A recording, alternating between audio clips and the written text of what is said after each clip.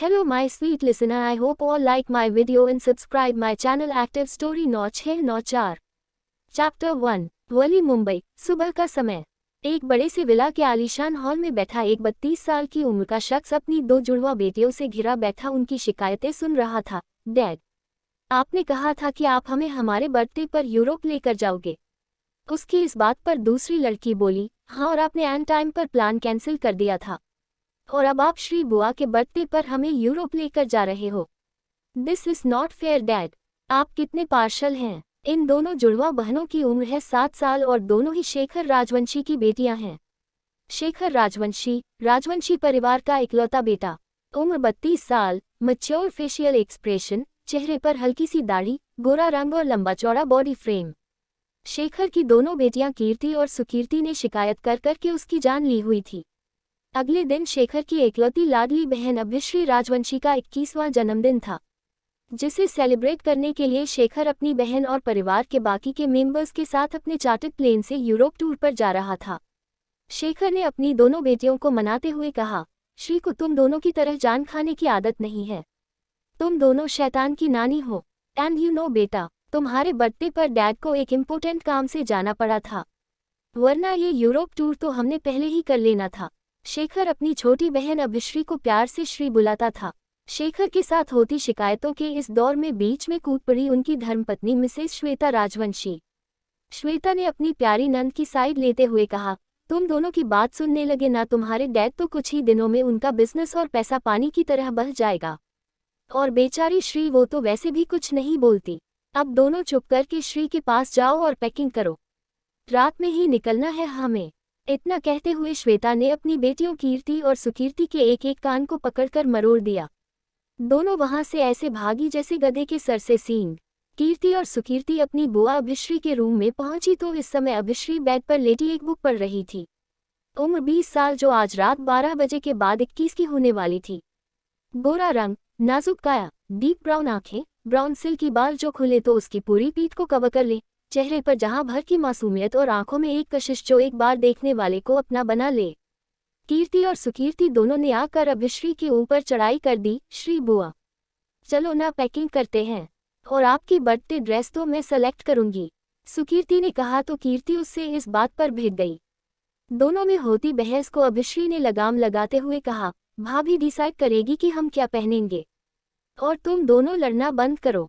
कीर्ति और सुकीर्ति की बदमाशियों पर लगाम लग चुकी थी जब उन दोनों ने श्री के रूम के डोर पर अपनी मॉम और श्री की भाभी श्वेता को खड़े देखा। सभी लोग बेहद एक्साइटेड थे इस यूरोप टूर के लिए, जिसकी वजह से घर में चहल पहल का माहौल था। रात के 11:30 बजे उन्हें अपने चार्टर्ड प्लेन से यूरोप के लिए निकलना था। अभिश्री का बर्थडे केक रात 12 बजे प्लेन में ही कट करने का प्लान बनाया हुआ था अभिश्री की भाभी श्वेता ने। अभिश्री की उम्र महज 12 साल थी जब उसने और उसके बड़े भाई शेखर ने अपने मॉम डैड को खो दिया था। तब से शेखर ही उसके लिए उसके मॉम और डैड की जगह था। फिर श्री के भाई की जिंदगी में आई उसकी श्वेता भाभी, जिन्होंने उसके भाई से भाई ज्यादा ख्याल रखा। श्री के लिए उसके भाई शेखर, उसके डैड और उसकी भाभी श्वेता उसकी मॉम की जगह थे। रात के 11:15 बजे के समय शेखर की लग्जरी कार उनके प्राइवेट जेट के रनवे से कुछ दूरी पर आकर रुकी। कीर्ति और सुकीर्ति तो आगे आगे दौड़ते हुए प्लेन की तरफ बढ़ चुकी थी। इससे पहले भी कई बार उन्होंने इस प्लेन का सफर किया था। वहां खड़े एक गार्ड ने सर झुकाते हुए उन सभी का वेलकम किया। उनका लगेज वहां से प्लेन में लोड हो चुका था। सभी लोग प्लेन में सवार थे और चलने के लिए रेडी थे जब अभिश्री ने अपने भाई से कहा, भाई, हम एक जरूरी चीज तो भूल ही गए, प्लीज आप हमें 5 मिनट दीजिए, हम अभी आते हैं। भाई के रोकने की कोशिश करने पर भी अभिश्री प्लेन से उतरकर कार की तरफ दौड़ी। कार रनवे से काफी दूरी पर खड़ी थी। अभिश्री ने कार की बैक साइड का डोर खोला और उसमें से एक तस्वीर बाहर निकाली। उसने अभी कार का डोर बंद ही किया था कि उसे कार के ब्लैक ग्लास में पीछे से एक तेज आग का गोला नजर आया, जिसके साथ ही कान के पर्दे फाड़ देने वाली आवाज ने जैसे उसे उस पल बहरा कर दिया था। अभिश्री पलटी तो पीछे उनका वो प्लेन ब्लास्ट हो चुका था। उस प्लेन के परखच्चे उड़ चुके थे। उस प्लेन से धू धू करके आग की लपटें उठ रही थी और जाहिर सी बात थी कि समय सवार सभी लोग भी उस प्लेन के साथ जलकर राख हो चुके थे। देखते देखते अभिश्री की पूरी दुनिया उसकी नजरों के सामने ही लुट चुकी थी। ठीक इसी समय 12 बज चुके थे और अभिश्री अब 21 साल की हो चुकी थी। अभिश्री की आंखें से आंसू तो जैसे इस पल सूख चुके थे। अभिश्री का मुंह खुला का खुला रह गया। वो चीखना चाहती थी, लेकिन मुंह से आवाज भी नहीं निकल रही थी। वो चिल्लाना चाहती थी, लेकिन इस वक्त तो जैसे वो बेजुबान हो चुकी थी। अभिश्री वही जमीन पर टूटकर बिखर चुकी थी। उसे अंदाजा ही नहीं हुआ कि उसने कब अपने होश खोए, और इस दिन से लगभग 1 हफ्ते के बाद अभिश्री की आंख हॉस्पिटल के वार्ड में खुली। अभिश्री के नज़दीक उसकी दोस्त देविका खड़ी थी। अभिश्री की नज़रें सबसे पहले अपनी दोस्त देविका के ऊपर गई, जिसे देखने के बाद अभिश्री को एक बार फिर से वो हादसा याद हो आया था जो उस रात घटा था और उसकी दुनिया को उजाड़ चुका था। अभिश्री की आंखें सब सोचकर ही नम हो चुकी थी। आंसुओं से तो उसके गाल इस कदर भीगे थे कि उसका पूरा चेहरा ही भीग चुका था। रोने की वजह से उसकी आंखें और उसका चेहरा दोनों ही गुलाबी हो चुके थे। देविका ने आगे बढ़ते हुए अभिश्री को अपनी बाहों में संभाला और उसे चुप करवाते हुए कहा, संभालो अपने आप को अभिश्री। जो होना था वो हो चुका है, उसे बदला नहीं जा सकता। अब तुम्हें अपने आप को संभाल कर आगे बढ़ना है। देविका अभिश्री को संभाल रही थी जब डोर से एक शख्स अंदर आया। इस शख्स का नाम है तन्मय आहूजा। उम्र 31 साल, लंबी चौड़ी 6 फीट की हाइट, 10 की स्किन टोन, काली आंखें, चेहरे पर हल्की सी दाढ़ी और चेहरे पर गंभीरता। तन्मय अभिश्री की दोस्त देविका का बड़ा भाई है, जिसके साथ साथ वो अभिश्री के बड़े भाई शेखर का दोस्त और बिजनेस पार्टनर भी था। तन्मय ने अपनी बहन देविका से कहा, संभालो श्री को। मैंने हॉस्पिटल से डिस्चार्ज की फॉर्मेलिटी पूरी कर ली है, हम आज ही घर जा रहे हैं। देविका ने अपने भाई से इंसिस्ट करते हुए कहा, भाई, क्या हम श्री को अपने साथ नहीं ले जा सकते? वो अपने घर में अकेली कैसे रहेगी? हमारे अलावा अब इसका है ही कौन? तन्मय ने अपनी बहन की बात के जवाब में कहा, मैं श्री को हमारे घर ले जाने की ही बात कर रहा हूँ। वो हमारे साथ हमारे घर जा रही है। कम फास्ट, मैं कार में वेट कर रहा हूँ। अपनी बात कहते ही तन्मय वहां से जा चुका था। इधर अभिश्री का अभी भी रो रो कर बुरा हाल हो रहा था। उसकी आंखें तो जैसे पानी से भरे कुएं की तरह हो चुकी थी, जिनमें आंसू लबालब भरे हुए थे। देविका ने जैसे तैसे अभिश्री को चुप करवाया और उसे मना कर अपने साथ ले आई। अभिश्री की पूरी दुनिया ही बदल चुकी थी। उसके सर पर हाथ रखने वाला उसका बड़ा भाई अब इस दुनिया में नहीं था। अभिश्री अब अपनी जिंदगी के एक नए सफर पर निकल चुकी थी, जिसका स्टेशन था फिलहाल तन्मय का घर। तन्मय की कार अपने बड़े से विला के गेट पर आकर रुकी तो देविका अभिश्री का हाथ थामे कार से बाहर आई। अभिश्री ने तन्मय के उस बड़े से विला को नजर भर देखा, जिसके बाद वो खामोशी से देविका के साथ उस आलीशान से विला के अंदर बढ़ चुकी थी। इधर तन्मय अपने घर में कदम रखता उससे पहले उसके फोन पर एक कॉल आया। तन्मय ने पीछे रुकते हुए अपने फोन पर आने वाले उस कॉल को उठाया और गुस्से में बरसना शुरू कर दिया, व्हाट द हेल, इतनी बड़ी चूक तुमसे कैसे हो सकती है? मैंने कहा था कि शेखर की पूरी फैमिली इस हादसे में खत्म हो जानी चाहिए, फिर ये अभिश्री कैसे जिंदा बच गई? तुम्हें अंदाजा भी है अब इस सब का मुझे क्या खामियाजा भुगतना पड़ेगा? पूरा का पूरा बिजनेस जो मेरे नाम होने वाला था अब उसकी हिस्सेदार बन बैठी है ये लड़की। इधर से तन्मय के उस आदमी ने तन्मय से कहा, सॉरी बॉस, आप कहें तो इस लड़की को भी खत्म कर देता हूँ। तन्मय ने गरजते हुए उस आदमी से कहा, खबरदार खबरदार, अगर इस लड़की को नुकसान पहुंचाने की कोशिश की तो अब अगर इस लड़की को कुछ भी हुआ तो इसके नाम हुई ये सारी प्रॉपर्टी ट्रस्ट के नाम हो जाएगी। फिलहाल तुम यहाँ से गायब हो जाओ और जब तक मैं न कहूँ अपनी शक्ल मत दिखाना, मैं देखता हूँ क्या करना है। तन्मय के उस आदमी ने तन्मय को सजेशन दिया, बॉस, इस सब मामलों के लिए आप AK से क्यों नहीं कांटेक्ट करते? उनके कॉन्टैक्ट्स बहुत ऊंचे हैं, ऐसे मामलों को तो वो चुटकियों में सुलझा देते हैं। मुंबई के माफिया किंग है मिस्टर AK उर्फ आरंभ कपूर, उनसे मिलने का कोई जुगाड़ निकलवाता हूँ मैं। थोड़ा मुश्किल होगा उनसे मुलाकात कर पाना, लेकिन कोशिश की जा सकती है। मुझे लगता है वो आपका काम करवा देंगे। तन्मय एक चेहरे पर अचानक से एक कुटिल मुस्कान आ चुकी थी अपने उस आदमी की बात सुनकर। उसे तो बस कोई ना कोई रास्ता चाहिए थे अपनी मंजिल तक पहुंचने के लिए, जिसके लिए वो अब AK से मुलाकात करने की कोशिश करना चाहता था। लेकिन AK तक पहुंचना इतना भी आसान नहीं था। बिजनेस वर्ल्ड का जाना माना नाम और साथ ही मुंबई में नाम से ही डर कायम करने वाला आरंभ कपूर किसी के साथ यूं ही नहीं मिलता था।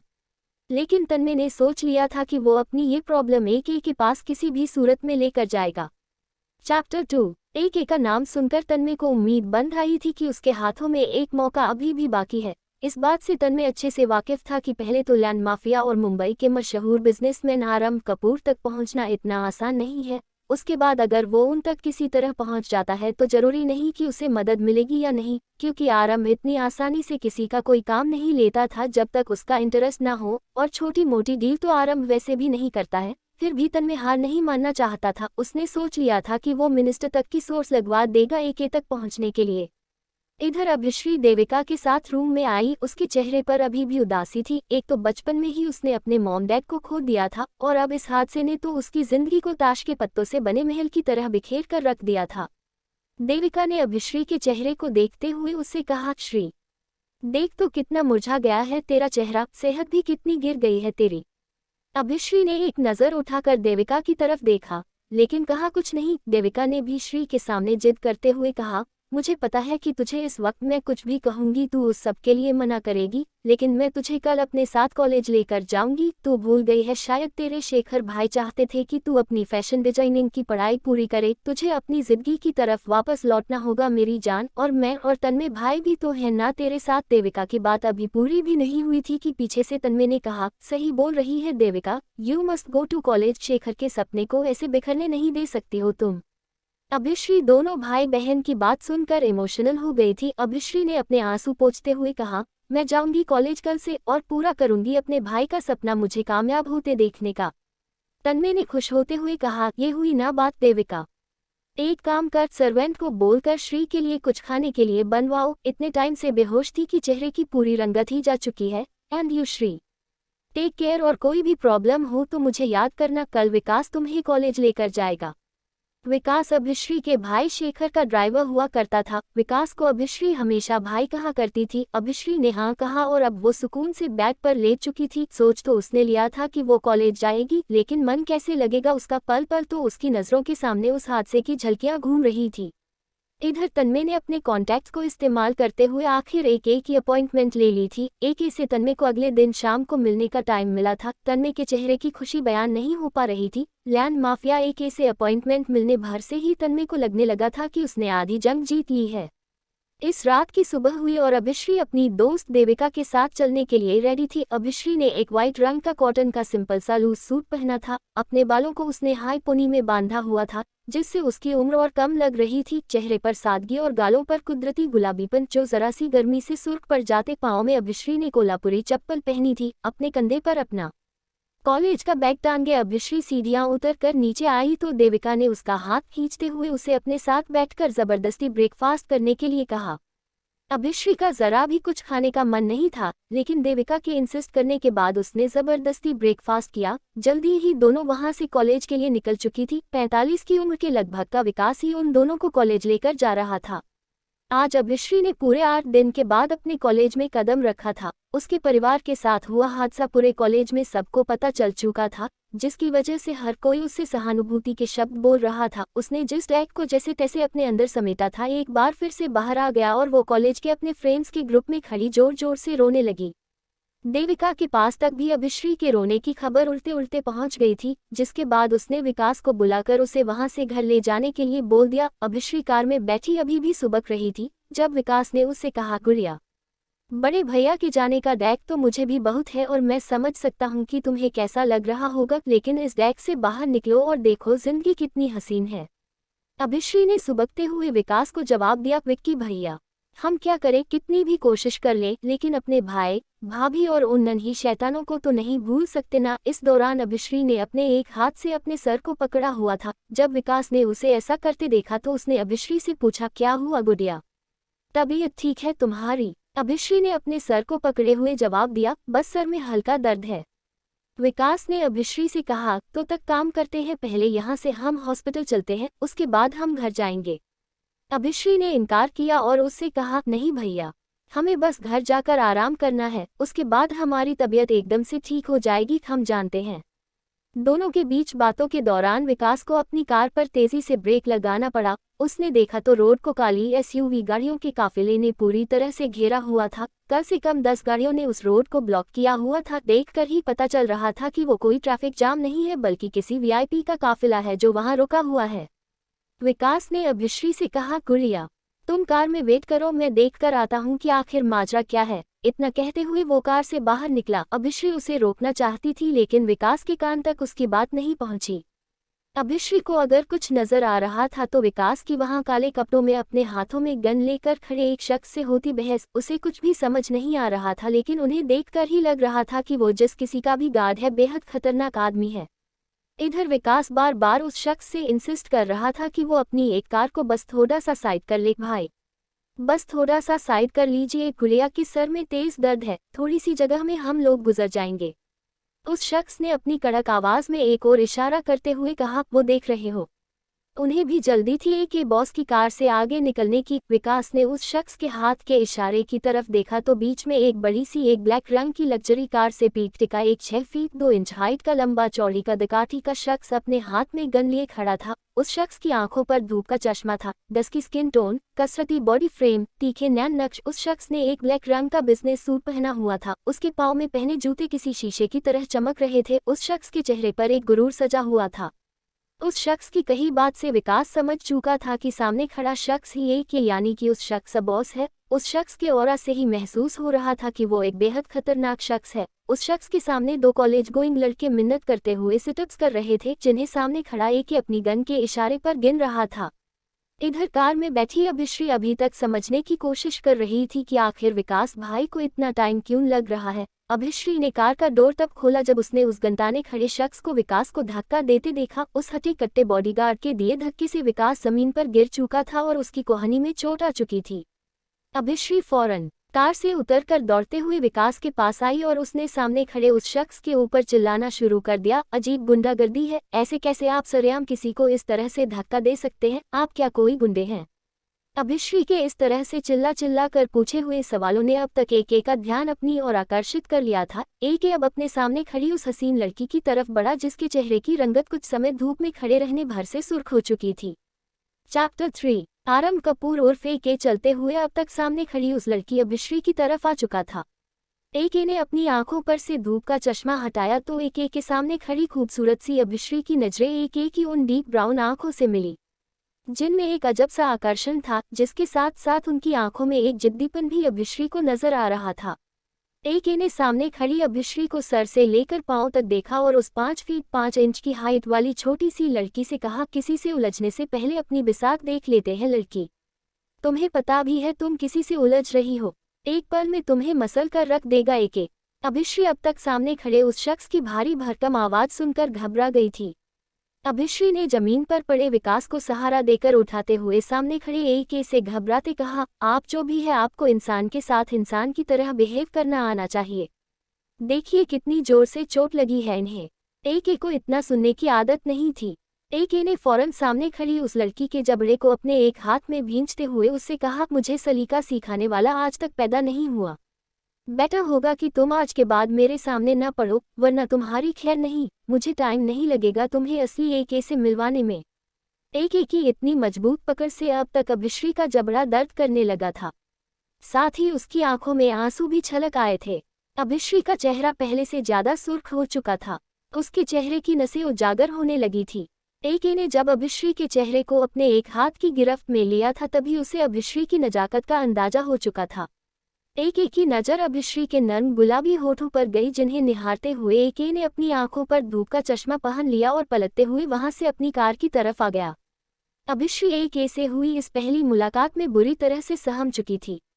विकास की कोहनी से अभी भी लगातार खून बह रहा था।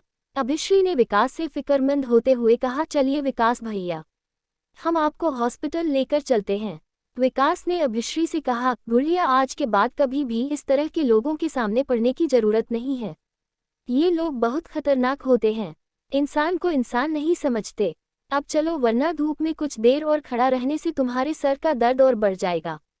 विकास अभिश्री को लेकर कार में वापस आ चुका था।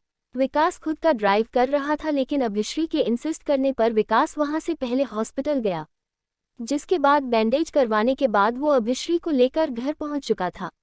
घर पहुंचते ही अभिश्री दौड़ते हुए अपने रूम में गई और उसने रूम को अंदर से लॉक कर लिया। अभिश्री को एक की उस सख्त हथेली की मजबूत पकड़ का एहसास अभी भी अपने चेहरे पर हो रहा था। अभिश्री को एक की उन निगाहों से दहशत आ रही थी। अभिश्री ने मिरर में अपने चेहरे को निहारा तो अब तक उसका चेहरा नॉर्मल हो चुका था, लेकिन एक की वो 2 खतरनाक निगाहें जिनसे वो अभिश्री को बड़ी ही बेदर्दी से देख रहा था उसके अंदर खौफ पैदा कर रही थी। अभिश्री ने खुद से कहा। अभिश्री सही बोल रहे थे वो। अपनी खैर मानना कि अगली बार वो शख्स तेरे सामने ना आ जाए। अभिश्री ने अपने कपड़े चेंज किए, जिसके बाद वो कुछ समय बैठकर अपनी पढ़ाई करना चाहती थी। पिछले दिनों कॉलेज मिस होने की वजह से अभिश्री की पढ़ाई पीछे हो गई थी, जिसे उसे एक्स्ट्रा टाइम देकर जल्द से जल्द कवर करना था। फिलहाल के लिए अभिश्री सब कुछ भूलकर अपनी पढ़ाई में लग चुकी थी।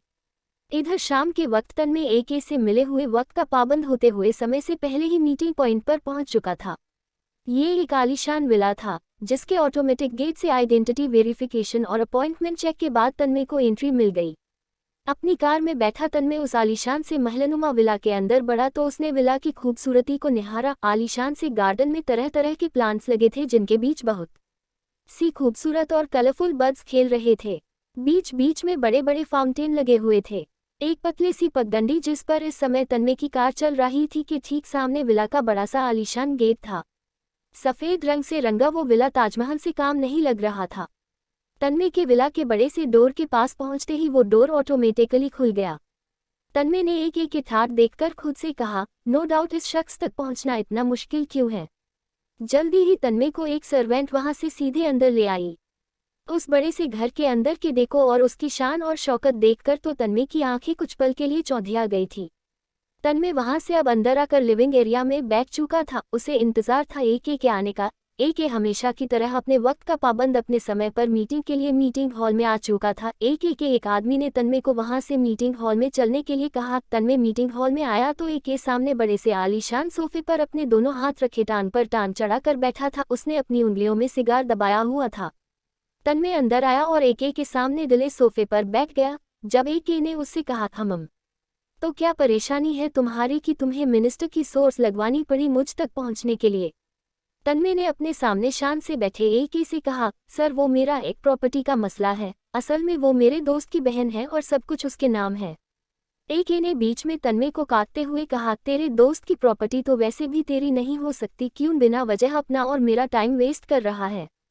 तन्मय ने आगे एके से कहा, सर पहले मेरी पूरी बात सुन लीजिए। असल में उस लड़की का भाई सिर्फ मेरा दोस्त नहीं बल्कि मेरा बिजनेस पार्टनर भी था। अब उसकी मौत के बाद उसकी सारी प्रॉपर्टी उसकी छोटी बहन के नाम हो चुकी है। तो क्या कोई रास्ता निकल सकता है कि मैं उस प्रॉपर्टी को हासिल कर पाऊं।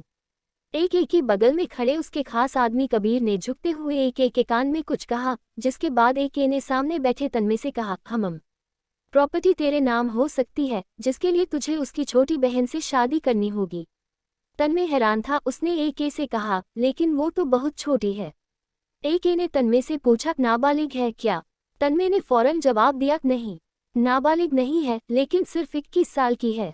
एके ने तन्मय से सख्त लहजे में कहा, तू शादी कर, बाकी की जिम्मेदारी मेरी। प्रॉपर्टी तेरे नाम हो जाएगी और उसका 20% हिस्सा एके का।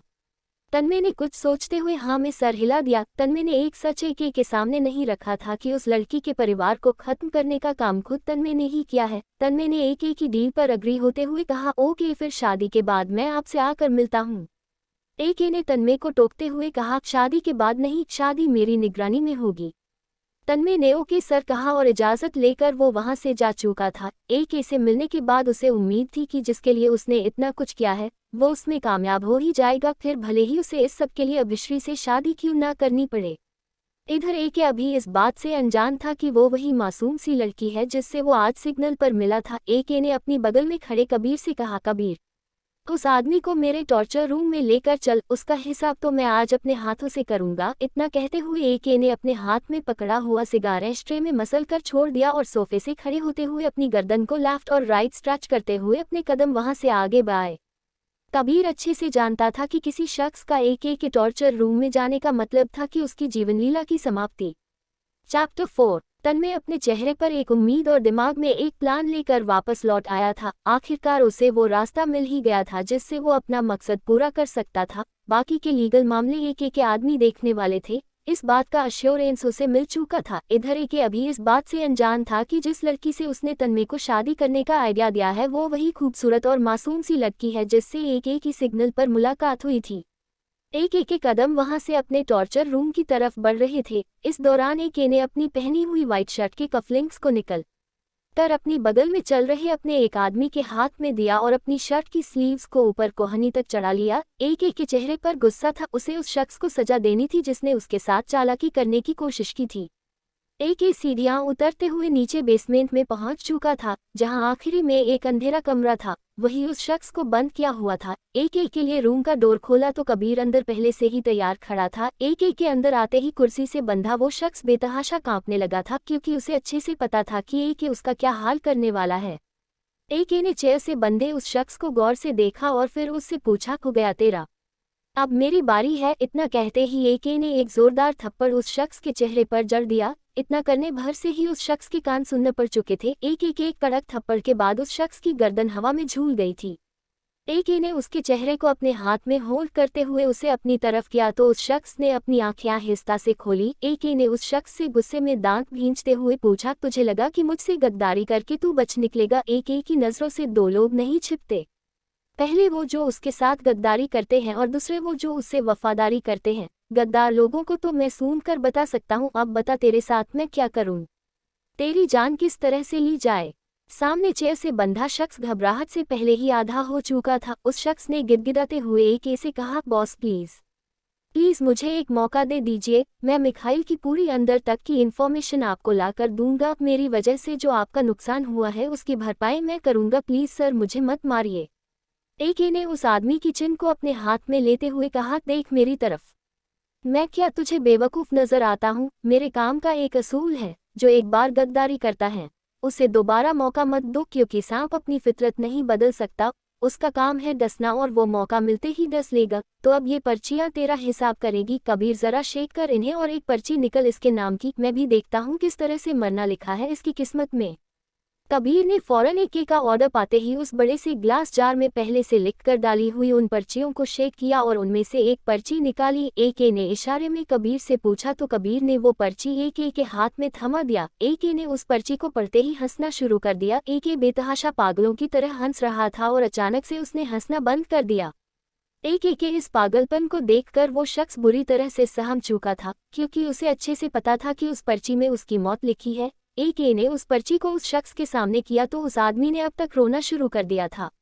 एक ने अपने कंधों को उचकाते हुए कहा, अब ये किस्मत ने तेरे लिए चुना है, मैंने नहीं। मेरे हाथ में होता तो मैं तुझे थोड़ी कम बेरहम मौत देता, लेकिन क्या कर सकते हैं, हमारा सिस्टम पर्चियों पर चलता है, अपग्रेड नहीं हुआ है ना अभी तक। एनीवे, आज रात को मैं तुझे हमेशा हमेशा के लिए आज़ाद कर दूंगा। इतना कहते हुए एक कबीर से मुखातिब हुआ और उसने कबीर से कहा, कबीर आज रात इसे मेरे फार्म हाउस पर ले जाना, मेरे रॉकी और रॉनी बहुत टाइम से भूखे हैं, लेकिन याद रहे कोई बेईमानी नहीं होनी चाहिए इसके साथ, भागने का पूरा मौका देना इसे, मैं भी तो देखूं किस्मत इसका कितना साथ देती है। अपनी बात पूरी करते ही एक ने चेयर से बंधे उस शख्स को अपने पाँव के जोर से चेयर समेत नीचे गिरा दिया, जिसके बाद एक वहां से जा चुका था।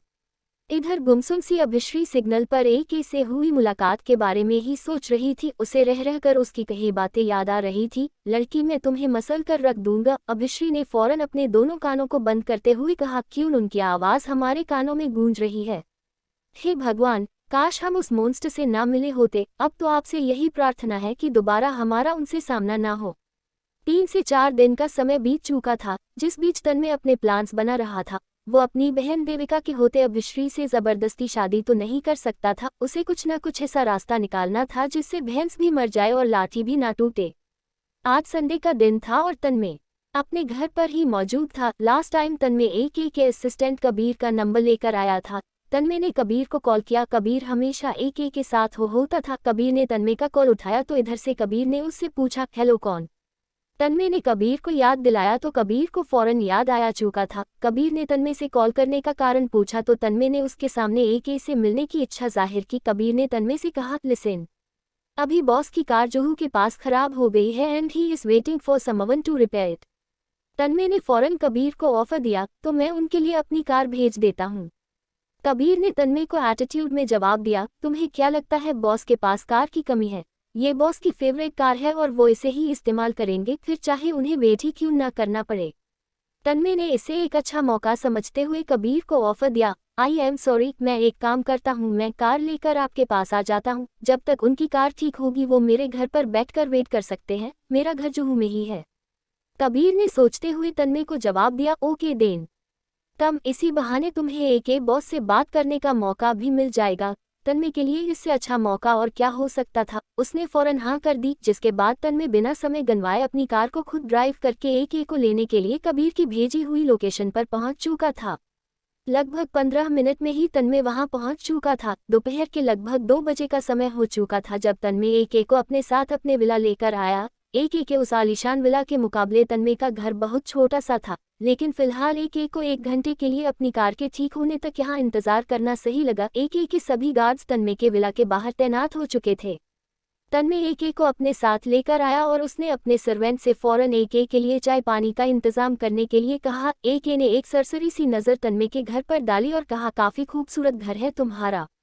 तन्मय वही हॉल में एक के नज़दीक बैठ चुका था। दोनों के बीच बातें चल रही थी कि तभी हॉल के सामने का बड़ा सा डोर खुला और अभिश्री उस डोर से अंदर दाखिल हुई। अभिश्री का चेहरा हमेशा की तरह धूप और गर्मी की वजह से सुर्ख हो चुका था। अभिश्री ने एक पीले रंग का कॉटन का लूज कुर्ता पहना हुआ था, जिसमें उसका नाजुक सा शरीर जैसे खोसा गया था। उसके सिल्की बालों की लंटें खुलकर उसके चेहरे और कंधों पर बिखरी हुई थी। उसने अपने एक कंधे पर अपना बैग और दोनों हाथों से अपने सीने पर अपनी बुक्स को होल्ड किया हुआ था। अभिश्री के चेहरे पर मासूमियत थी और आंखों में एक अलग सा आकर्षण।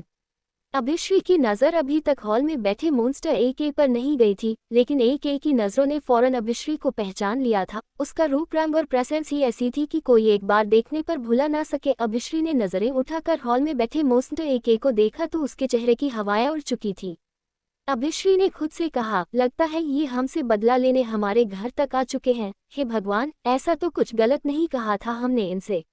अभिश्री एक से नजरें चुराते हुए वहां से तेजी से सीढ़ियां चढ़ते हुए अपने रूम की तरफ बढ़ चुकी थी। एक की नजरों ने अभिश्री का तब तक पीछा किया जब तक वो उसकी नजरों से ओझल नहीं हो गई। एक की नजरों को अभिश्री को नोटिस करते हुए तो खुद तन्मय भी देख रहा था। एक ने तन्मय से पूछा, ये लड़की कौन है? तन्मय ने एक को मुस्कुराते हुए बताया, सर ये वही लड़की है जिससे आपने मुझे शादी करने की सलाह दी थी, अभिश्री नाम है उसका। तन्मय की कही इतनी बात सुननी थी कि एक फौरन सोफे से खड़ा हुआ और उसने तन्मय से कहा, जो कुछ मैंने कहा था भूल जाओ उसे। तुम उस लड़की से शादी करना तो दूर उसकी तरफ आंख उठाकर भी नहीं देखोगे। इतना कहते हुए एक वहां से आगे बढ़ गया, लेकिन तभी एक रुका और उसने पलटते हुए तन्मय से कहा, और हाँ, रही बात उसकी प्रॉपर्टी की, वो मेरी जिम्मेदारी है, वो तुम्हें मिल जाएगी, लेकिन उस लड़की को कोई नुकसान नहीं पहुंचना चाहिए। चैप्टर 5। एक बिना तन्मय की बात सुने वहां से सीधे बाहर की ओर जा चुका था। इधर तन्मय इस बात से हक्का बक्का रह गया था कि आखिर एक के साथ मसला क्या है। इधर एक अभी बस बाहर निकला और उसने अपने असिस्टेंट कबीर को कॉल किया। Hello Kabir, bring my car. Kabir ने एक से कहा, लेकिन बॉस, आप तो उस तन्मय के घर गए थे ना? एक ने गुस्से में कबीर को जवाब दिया, तुमसे जितना कहा जा रहा है उतना करो, मुझे मेरी कार जल्द से जल्द चाहिए। कबीर के लिए हाँ करने के अलावा कोई मौका नहीं था। उसे एक के गुस्से में लग रहा था। कबीर ने जल्दी ही एक के लिए उसकी दूसरी कार अरेंज की, जिसके साथ वो खुद भी एक को लेने आ चुका था। एक ने कबीर को ऑर्डर दिया, उस लड़की के ऊपर नजर रखनी है और उससे ज्यादा उस तन्मय पर। कबीर ने कंफ्यूज सा चेहरा बनाते हुए एक से पूछा, बॉस, किस लड़की की बात कर रहे हैं आप?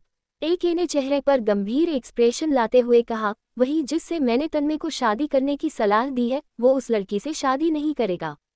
एक की सारी बातें कबीर के सर के ऊपर से जा रही थी, लेकिन बावजूद इसके उसने एक के हुक्म की तामील करते हुए कहा, okay boss, I will personally handle this matter. इधर तन्मय ने अपने उसी आदमी वैभव को कॉल लगाया तो इधर से वैभव ने कॉल उठा लिया। तन्मय ने वैभव से कहा, हेलो वैभव, ये एक तो सच में बहुत अजीब आदमी है, अभी अभी मेरे मुंह पर मेरे घर में मुझे धमकी देकर गया है। वैभव ने हैरान होते हुए कहा, क्या धमकी सर? तन्मय ने वैभव को बताया, मुझे बोलकर गया है कि अभिश्री से शादी करना तो दूर, उसके बारे में सोचने की भी जरूरत नहीं है। बड़े ही तीखे स्वर थे उसके, कहीं ऐसा तो नहीं उसे अभिश्री पसंद आ गई है भी तो इतनी खूबसूरत किसी का भी दिल आ जाए। वैभव ने हैरान होते हुए तन्मय से कहा, सर ऐसा नहीं हो सकता, एक की लाइफ में लड़कियों की कोई कमी नहीं है, बल्कि वो भी लड़कियों से दूर भागते हैं, मुझे तो उनका कोई और पर्सनल इंटरेस्ट लग रहा है इस सब में। तन्मय ने वैभव से कहा, अब मैं क्या करूं? शादी तो मुझे अब इसी लड़की से करनी है, मेरा दिल आ गया है इस पर। वैभव ने अपने बॉस तन्मय को समझाया, सर कुछ दिन रुक जाइए, एक जैसे बड़े आदमी के पास इतना समय नहीं है कि वो खास आपके बारे में ही सोचे। कुछ ही दिनों में वो कहीं और बिजी हो जाएंगे और आपके ऊपर से उनका ध्यान पूरी तरह से हट जाएगा। उसके बाद आप कर लीजिएगा आराम से अभिश्री से शादी। तन्मय ने गहरी सांस लेते हुए कहा, थमम, I think you are right. जहाँ इतना इंतजार वहाँ कुछ दिन का और सही। अब तो प्रॉपर्टी के साथ साथ एक हसीना और मिल रही है मुझे। वैभव और तन्मय दोनों ही बेतहाशा हंस रहे थे। इधर एके वहां से अपने ऑफिस के लिए निकल चुका था और काबिर ने उसके कहने पर उस लड़की अभिश्री और तन्मय के ऊपर नजर रखने के लिए अपने एक आदमी को बोल दिया था। एके ने कबीर को सख्त हिदायत दी थी कि उसे उस लड़की की पल पल की खबर चाहिए। इधर अभिश्री अपने आप को ही समझाने की कोशिश कर रही थी, हे भगवान, कितनी खौफनाक आंखें हैं उस इंसान की, ऐसा लगता है रूह में झांक रही हो। भगवान जी, हमने आपसे कहा था ना कि आज के बाद हमारा उस मॉन्स्टर से दोबारा सामना मत करवाना, और आपने तो उसे हमारे पीछे पीछे घर ही भेज दिया। लगता है वो हमारी जान लेकर रहेगा। अभिश्री अपनी मासूम सोच में खुद को उलझाए जा रही थी। इसी सोच में आज का दिन बीत चुका था और आखिर रात हुई। अभिश्री सोई थी जब उसके सपनों में उसे वही एक की दो खौफनाक आंखें नजर आ रही थी। अभिश्री के सपने में एक उसे एक अंधेरे रूम में ले खड़ा था। अभिश्री चीख रही थी लेकिन उस अंधेरे रूम में उसकी ही आवाज लौटकर आ रही थी जब अगले ही पल एके ने एक बड़ी सी राइफल अपने हाथ में थामी और धार से एक गोली चलाई जो सामने खड़ी अभिश्री के सीने में जाकर लगी। इसी पल अभिश्री चौंक कर उठ चुकी थी। अभिश्री ने अपने सीने पर हाथ रखा और गहरी गहरी सांसें लेने लगी। अभिश्री ने खुद से कहा, कहीं हमारे ये सपना सच ना हो जाए, कहीं वो मोन्स्टर सच में हमारी जान तो नहीं लेना चाहता। अभी तो हमें हमारे भैया का सामना भी पूरा करना है, इतनी जल्दी तो हम मरना भी अफोर्ड नहीं कर सकते। अभिश्री गहरी गहरी सांसें ले रही थी जब उसके सामने एक हाथ ने पानी का ग्लास बढ़ाया। अभिश्री ने नजर उठाकर देखी तो उसे सामने एक खड़ा नजर आया। अभिश्री की फौरन चीख निकल चुकी थी। एक की उन खतरनाक आंखों और उसकी वो गन, दोनों से वो बुरी तरह से खौफ खाई हुई थी। जैसे ही अभिश्री ने सामने से पानी दे रहे हाथ को झटका तो उसके कान में देविका की आवाज पड़ी, क्या हुआ अभिश्री?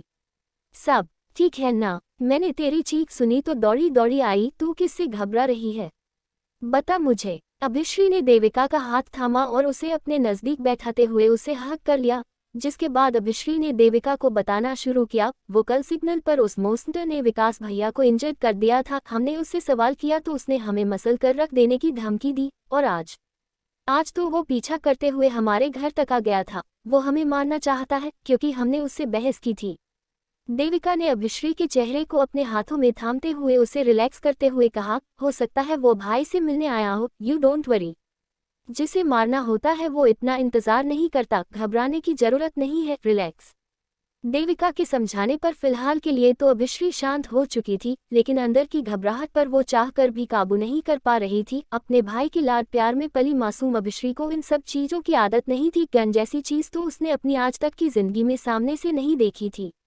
जैसे तैसे रिलैक्स होने के बाद अभिश्री सो पाई थी। जब सुबह एक बार फिर से अभिश्री कॉलेज जाने के लिए निकल रही थी, अभिश्री को कुछ याद आया और उसने एक सॉफ्ट टॉय उठाकर उसे अपनी नजरों के सामने करते हुए कुछ याद किया। जब भी मेरी गुड़िया को डर लगे या अपने भाई की याद आए और मैं आसपास ना हूं तो इसे अपने साथ रखना, तुझे तेरा भाई हमेशा तेरे साथ खड़ा नजर आएगा। अभिश्री ने अब उस सॉफ्ट टॉय को अपने बैग में संभाल कर रख लिया। जल्दी ही अभिश्री अपने कॉलेज के लिए निकल चुकी थी। विकास आज सिर्फ अभिश्री को ही कॉलेज लेकर जा रहा था। देविका कॉलेज ले जाने वाली थी। अभिश्री को कॉलेज ड्रॉप करने के बाद विकास वापस आ चुका था। इधर लगभग दोपहर के 12 बजे के समय अभिश्री ने विकास को कॉल लगाया। उसके लेक्चर जल्दी खत्म हो चुके थे, इसीलिए वो जल्दी घर वापस जाना चाहती थी, लेकिन बार बार ट्राई करने पर भी विकास का कॉल नहीं लगा। इसका मतलब था कि वो उसे समय पर ही लेने आने वाला था। अभिश्री ने अब खुद से घर जाने की सोची। अभी अभिश्री कॉलेज से बाहर निकलकर बामुश्किल कुछ कदम ही चली थी कि उसके ऊपर वही दो खतरनाक निगाहें पड़ी जिसे वो मॉन्स्टर बुलाती थी। अभिश्री को इस बात का अंदाजा नहीं था और वो ऑटो का वेट कर रही थी जब अचानक से दो लड़के आकर उसके दोनों तरफ खड़े हो गए। अभिश्री उनकी निगाहों से ही असहज हो चुकी थी। उसने अपने कदम वहां से आगे बढ़ाने चाहे तो वो दोनों लड़के भी उसके पीछे पीछे चल दिए। अभिश्री का घबराहट और गर्मी से चेहरे सुर्ख पड़ चुका था और उसके चेहरे पर पसीने की झाड़ियां बहने लगी थी जब एक की कार एकदम अभिश्री के सामने उसे क्रॉस करते हुए रुकी।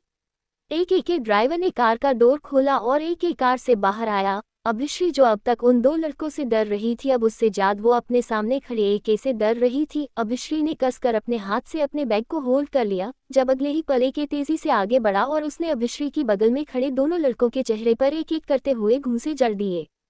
अभिश्री ने तो डर से कसकर अपनी आंखें बंद कर ली थी। उसकी हिम्मत नहीं हो रही थी कि वो आंखें खोलकर आसपास के नज़ारे को देखे। अगले ही पल वो एक एक ही अपने कान के नज़दीक पड़ती कड़क आवाज़ से और भी ज़्यादा सहम चुकी थी। ले जाओ इन दोनों को और बंद कर दो मेरे टॉर्चर रूम में। इनका हिसाब मैं आज शाम में करता हूँ। अभिश्री को अपनी चिन पर किसी की महबूब पकड़ महसूस हुई। सामने खड़े एक ने उसकी चिन को कसकर अपनी मुट्ठी में भींच रखा था, जिसके साथ उसके मुंह से निकले अगले शब्द अभिश्री के लिए ही थे। Open your eyes you silly girl. उसके शब्दों में ही डोमिनेंस और गुस्सा नजर आ रहा था। Thanks for watching and subscribe our comments.